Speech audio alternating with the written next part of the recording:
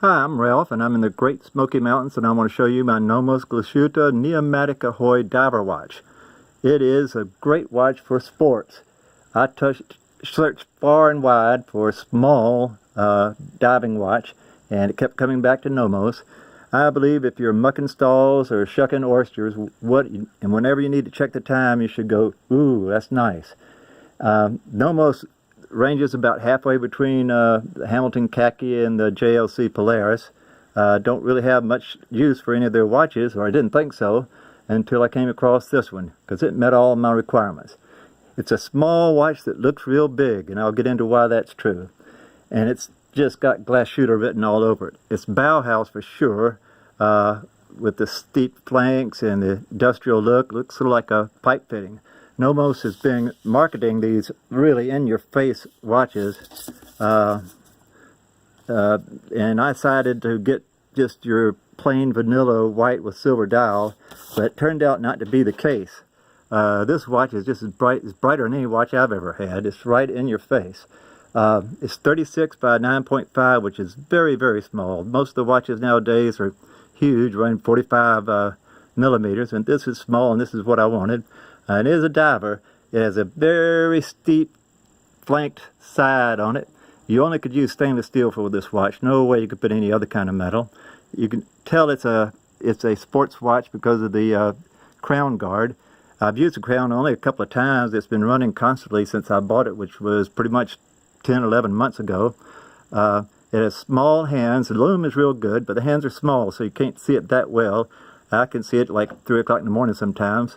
But it's mainly for when you come off the golf course and go into a dark clubhouse, then they really shine, pardon the pun.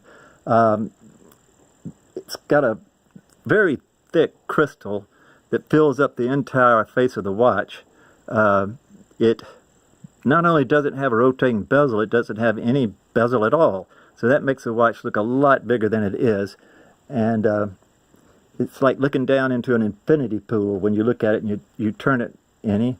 It's got black indices that are printed on, probably not as good as a Glashutte original right down the street, but very good. It's got that Bauhausy little orange second hands, which is very nice. Now I'm going to take this off and, well, let's look at the band. The band is some kind of synthetic fiber or something with just a simple pin buckle. You can clean it. I got the cleaning instructions below. This one you can see that it picks up dirt, but it is a sports watch. It's supposed to pick up dirt. You're supposed to be sailing this on the coast of Mombasa at the Two Fishes Hotel. Now, here's Mount LeConte while I take this off in this high-budget film that I'm making here. I'll show you the back of this watch. Remember, it's Glashutte. So, what do we expect to find here? Well, for one thing, a 3/4 plate. Isn't that cool? You can see the jewels sticking out the back of the plate. It's just wonderful. It has Incubloc shocks. You can see when you jerk it around that the rotor doesn't turn or anything because it has a brake on it. When it's fully wound, it just sits there. And I think that also makes it a much tougher watch.